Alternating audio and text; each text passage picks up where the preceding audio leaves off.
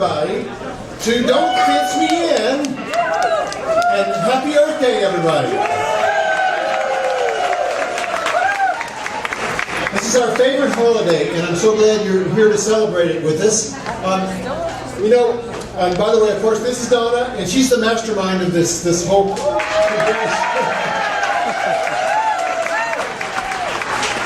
She told me not to say that.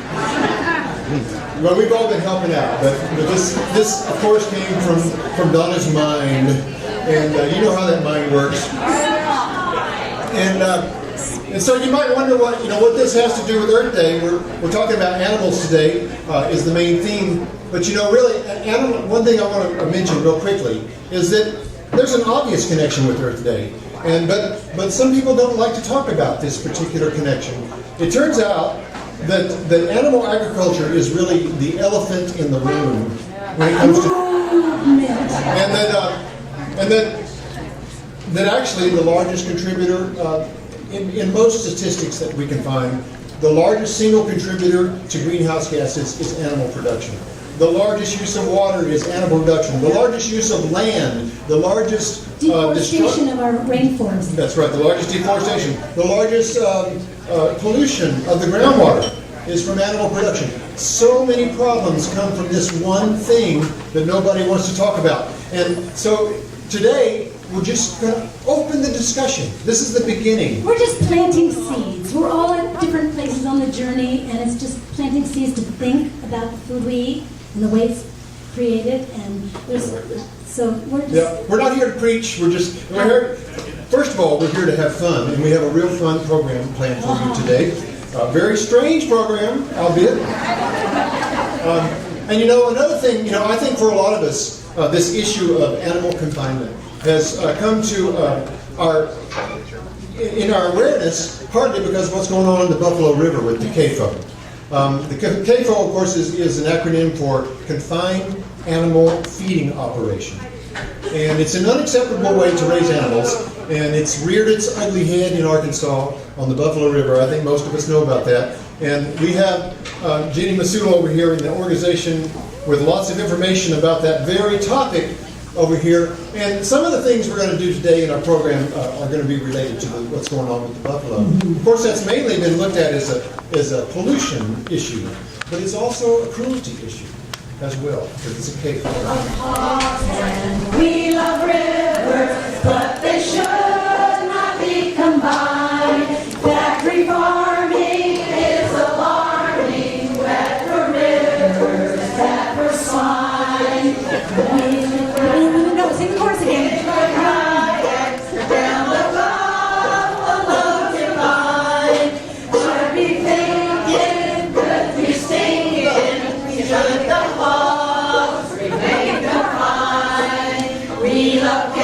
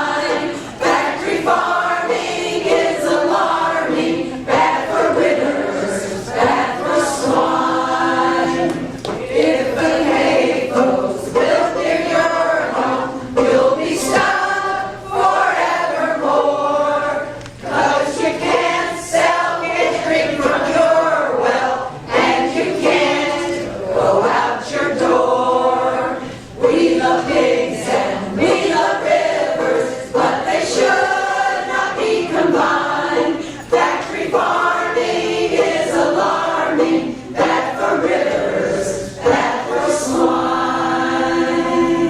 Give $10, give a nickel, give a penny, give a dime. Anything you can contribute to the cause will be just fine. We love kids and we love rivers, but they should not be combined. Factory farming is alarming, bad for rivers, bad for swine.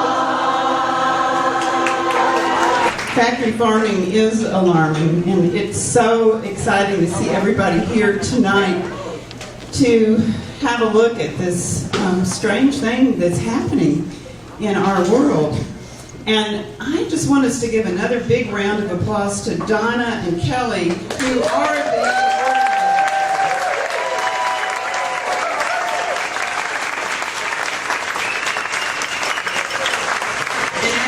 there'll be some other unfolding participants, and it's just amazing. We live in an amazing community and an amazing state. And our state, our world is at risk from factory farming, as Kelly said.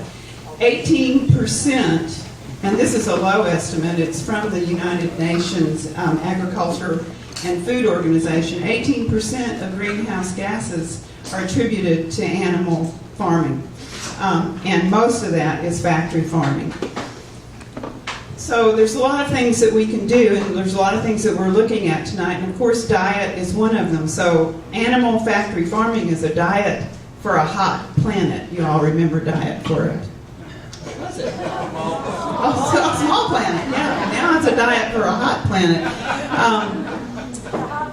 Yeah, and the Buffalo National River, our first national river in the entire country, declared in 1972. I'm old enough to remember working to save it from being dammed, is now threatened by a 6,500 hog factory farm in its watershed. It has been a portal for many of us to understand this larger issue of factory farming. And if we concentrate, the old saying of act locally, it affects things globally. So we concentrate on working to see how the Buffalo River is affected from a factory farm such as this, 6,500 hogs. If that can be placed in the nation's first national river, they will place them anywhere. And Arkansas, our natural state, will become the nasty state.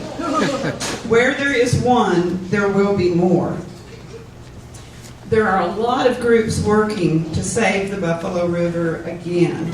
Ozark River Stewards has a table over here, and there's actions you can take today, and I'll get to those in a minute. And if everybody would take one of these cards and go to those websites and sign up just to be a member, it's free. You're just a supporter. You will get alerts about actions that you can take, and I'll talk a little bit more about that now.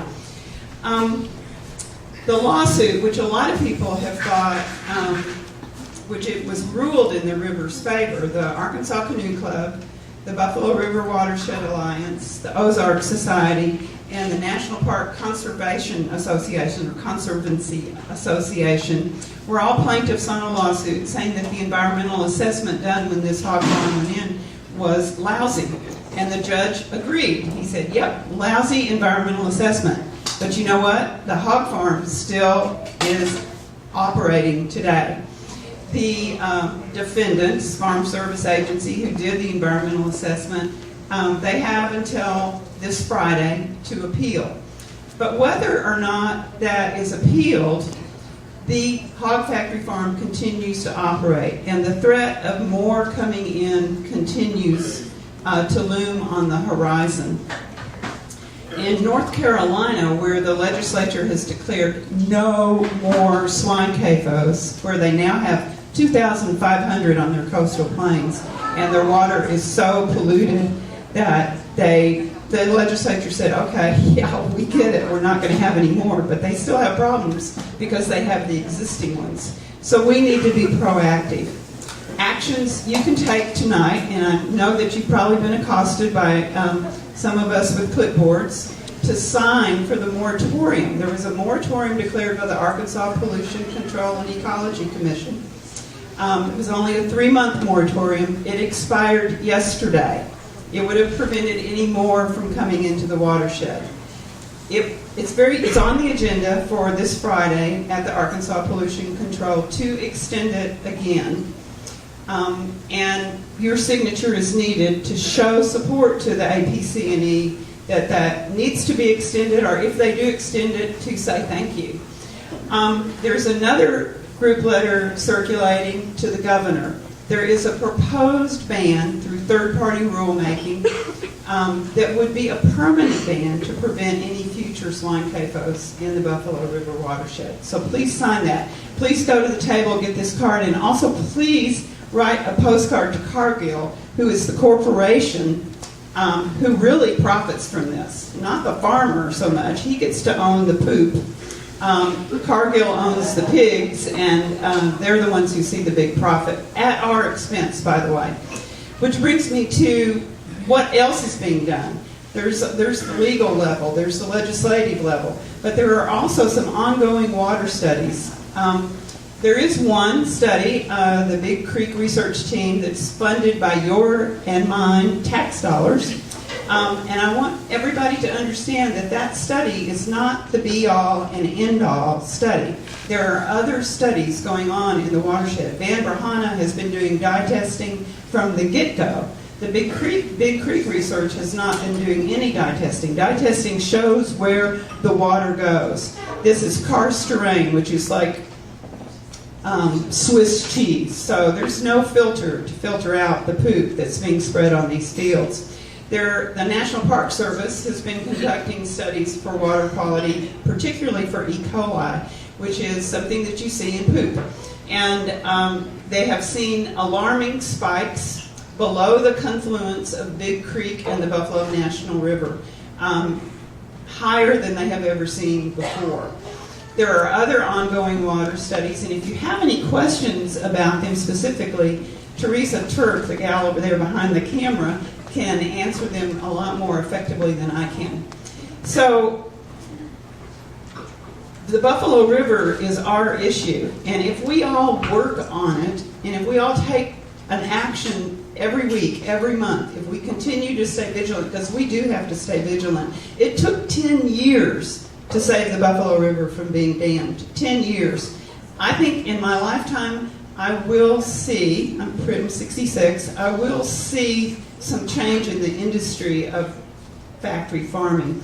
But they have so much investment. They're like the smoking industry. They know it's wrong, but they're so invested, they're not going to get out until we, the people, make them get out. So we have to stay vigilant. So everything we do for the river is also for all the animals everywhere, all the water everywhere, all the air everywhere, all the workers everywhere, all the food justice issues everywhere. We can make a difference. We are making a difference.